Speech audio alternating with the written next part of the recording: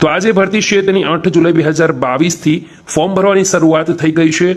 આ ફોર્મ ભરવાની છેલ્લી તારીખ 29 જુલાઈ છે।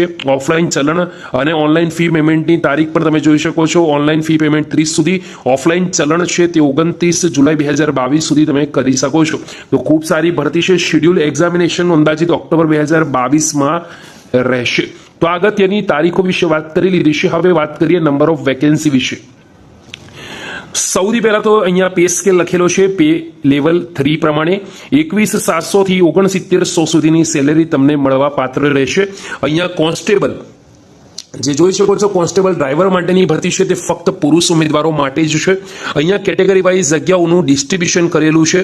જેવી રીતે વાત કરીએ સૌથી પહેલા તો ઓપન કેટેગરીમાં જનરલ માટે 543 છે, ઈડબ્લ્યુએસ 128, ઓબીસી 318, એસસી 236, એસટી 45, એમ થઈને 1270 જગ્યાઓ છે।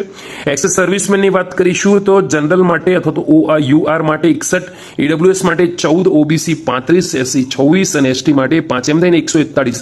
તો ટોટલ વેકેન્સીની વાત કરીશું કોન્સ્ટેબલ ડ્રાઈવર મેલ કેન્ડિડેટની તો થશે 1411। એ તમારે ખાસ ધ્યાન રાખવાનું છે। એજ રિલેક્સેશન અહીંયા આપેલું છે। સૌથી પહેલા તો એજ લિમિટેશન વિશે વાત કરીએ તો 21 થી 30 વર્ષની એજના જે ઉમેદવારો છે 1 જુલાઈ 2022 ના રોજ જેની ઉંમર 21 થતી હોય અથવા તો 30 થતી હોય એવા તમામ ઉમેદવારો અરજી કરી શકશે। બર્થ ડેટ પણ લખેલી છે કે 2 જુલાઈ 1992 થી 1 જુલાઈ 2001 સુધી જન્મેલો અથવા તો તમારો જન્મ છે તે હોવો જોઈએ। એજ રિલેક્સેશનમાં એસસી એસટી 5 વર્ષ, ઓબીસી ને 3 વર્ષ, એક્સ સર્વિસમેન ને 3 વર્ષ, સ્પોર્ટ્સ પર્સન ને 5 વર્ષ જોઈશે। સ્પોર્ટ્સ પર્સન જે છે એ ડિસ્ટિંક્શન હશે એમને 10 વર્ષની છૂટછાટ। ડિપાર્ટમેન્ટલ કેન્ડિડેટ છે દિલ્હી પોલીસથી તો 40 વર્ષ, ઓબીસી હોય 43 અને એસસી એસટી હોય તો 45 વર્ષ। આ રીતથી એજ લિમિટેશન એજનું ડિસ્ટ્રીબ્યુશન કરેલું છે તો એ તમે ખાસ કરી લેજો। દોસ્તો આગળ વાત કરીશું બીજી અગત્યની અપડેટ વિશે। તો અહીંયા સર્ટિફિકેશન વિશે લખેલું છે।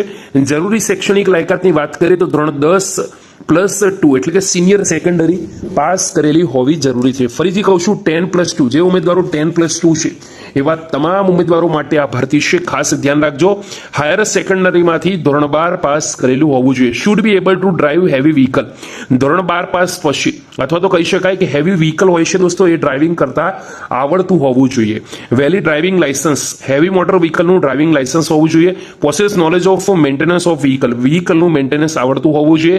Candidate who have not acquired the essential qualification as on the stipulated date will not be eligible need to apply. જો તમે આ લાયકાત નહીં ધરાવો તો અરજી તમે નહીં કરી શકો। તો ખાસ ધ્યાન રાખવાનું છે। ચલો દોસ્તો હવે આગળ વાત કરીશું। 29 જુલાઈ 2022 આ છેલ્લી તારીખ છે ઓફલાઈન ચલણ માટેની અને અરજી કરવા માટેની, જ્યારે 30 જુલાઈ છે તે ઓનલાઈન ફી પેમેન્ટ કરવાની છેલ્લી તારીખ છે। એ ખાસ ધ્યાન રાખવાનું છે। હવે એનસીસીની વાત કરીએ, એનસીસીમાં કેટલો ફાયદો મળે છે તો એનસીસી સી સર્ટિફિકેટમાં 5%, એનસીસી બી સર્ટિફિકેટમાં 3%, જ્યારે એનસીસી એ સર્ટિફિકેટમાં 2% મેક્સિમમ માર્ક ઓફ એક્ઝામિનેશનના 2% માર્ક્સ મળશે, 3% અને 5% એ રીતથી તમને મળવા પાત્ર રહેશે। ચલો વેટેજ ઓફ એડિશનલ માર્ક્સની વાત કરીએ તો ડિસ્ટિંક્શન હશે એમને 5%, ફર્સ્ટ ક્લાસ 4%, સેકન્ડ ક્લાસ 3% અને પાસ ક્લાસ હશે જેને 2% મળશે। અરજી કઈ રીતથી કરવાની છે તો એસએસસીની જે ઓફિશિયલ વેબસાઇટ છે એ તમામને ખબર જ હશે, ssc.nic.in। વિડીયોની નીચે લિંક પણ આપી દઈશ, ત્યાં જઈને દોસ્તો અરજી તમે કરી શકો છો। સંપૂર્ણ માહિતી ત્યાં લખેલી છે, કઈ રીતથી શું અપલોડ કરવાનું હોય છે। એપ્લિકેશન ફી ₹100 રહેશે।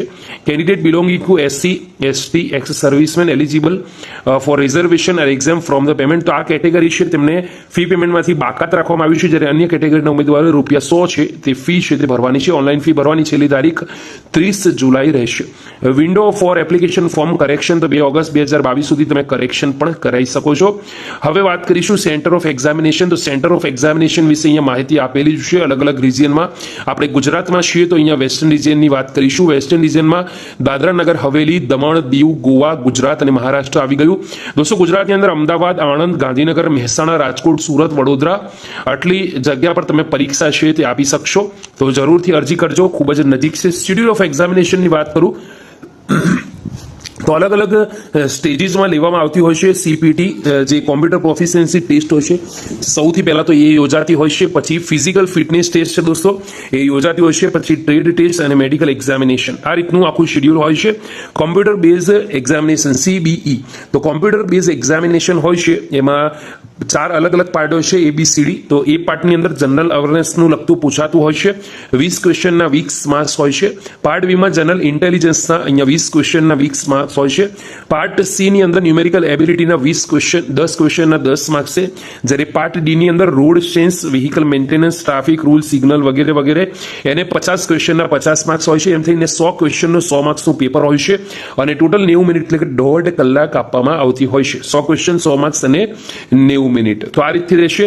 There will be negative marking એટલે કે 0.25 જે રોંગ આન્સર દીઠ તમારો માર્ક્સ છે તે કપાઈ જશે, તો ધ્યાન રાખવાનું છે, ગપ્પા નથી મારવાના દોસ્તો. જનરલ અવેરનેસ જે પાર્ટ એ છે એમાં શું હશે, શું પૂછાશે, તો એને લગતી પણ અહીંયા ડિસ્ક્રિપ્શન આપેલું છે. પાર્ટ બી રિઝનિંગમાં શું હશે એના વિશે પણ લખેલું છે. પાર્ટ સી ન્યુમેરિકલ એબિલિટીમાં શું હશે અને પાર્ટ ડી એમાં પણ શું હશે, તો તમામ વિશે ડિટેલમાં લખેલું છે. અહીંયા સિલેબસ સંપૂર્ણપણે આપેલું છે.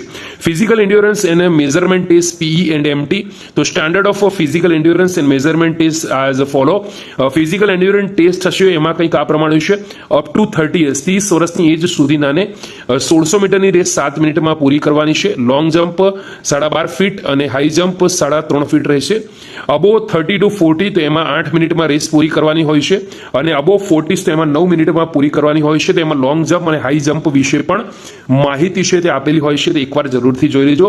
ફિઝિકલ સ્ટાન્ડર્ડ વિશે માહિતી આપવામાં આવી છે. દોસ્તો હાઈટ છે એની પણ વાત કરીએ તો હાઈટ લખેલું છે મિનિમમ 170 સેન્ટીમીટર, જ્યારે રિલેક્સેશન 5 સેન્ટીમીટરનું આપવામાં આવશે. કોને, તો અહીંયા લિસ્ટ લખેલું છે ત્રિપુરા, મણિપુર, અરુણાચલ પ્રદેશ, નાગાલેન્ડ, મેઘાલય, અસમ, હિમાચલ પ્રદેશ, કાશ્મીર. કેમ કે અહીંયા હાઈટ થોડીક ઓછી હોય છે કમ્પેર ટુ બીજાની, તો એટલા માટે એવું લખેલું છે. એના પછી ચેસ્ટની વાત કરીએ તો 81 centimetre with minimum 4 centimetre expansion. તો 81 થી 85 સેન્ટીમીટરની જે ચેસ્ટ હશે તે એલિજિબલ છે. આગળ વાત કરીશું દોસ્તો ટ્રેડ ટેસ્ટ ક્વોલિફાઈંગ માટે. તો અહીંયા લખેલું છે candidate who qualify in the physical endurance measurement test will be called for a trade test. The driving license of all candidates who qualify PEMT will be verified and only those candidates whose driving license are found. તો driving licence જો તમારા પાસે મળશે તો જ તમે અરજી કરી શકશો. હવે દોસ્તો ડ્રાઇવિંગ લાયસન્સમાં કઈ રીતનું હશે, તો અહીંયા સંપૂર્ણ માહિતી આપેલી હોય છે. ટોટલ કેટલા માર્ક્સ હોય છે, ક્વોલિફાઈંગ માટે કેટલા હોય છે, તો લખેલું છે. મેડિકલ સ્ટાન્ડર્ડમાં શું હશે, તેમાં નંબર હોય ચશ્માના, એના વિશે પણ માહિતી લખવામાં આવી છે. એ પણ તમે એકવાર જોઈ લેજો. જો તમે ચશ્મા પહેરો છો અને તમારા નંબર છે તો એડમિશન ઓફ એક્ઝામિનેશન, તો એ પણ વિશે અહીંયા માહિતી સંપૂર્ણ રીતે આપેલી છે. તમારા કયા કયા ડોક્યુમેન્ટ છે, ઓરિજિનલ વેલિડ આઈડી પ્રૂફ છે દોસ્તો, એ વિશે પણ અહીંયા લખેલું છે, એ જોઈ લેજો. તો આ રીતથી દોસ્તો ભરતી વિશે બેઝિક માહિતી છે મેં તમને પ્રોવાઈડ કરી છે. આશા રાખું છું કે તમને સૌને માહિતી ખૂબ જ ગમી હશે. જો વિડીયો ગમી હોય તો લાઈક કરવાનું ના ભૂલતા. ફરીથી મળીશું એક નવી વિડીયોમાં. ત્યાં સુધી ગુડ બાય, ટેક કેર.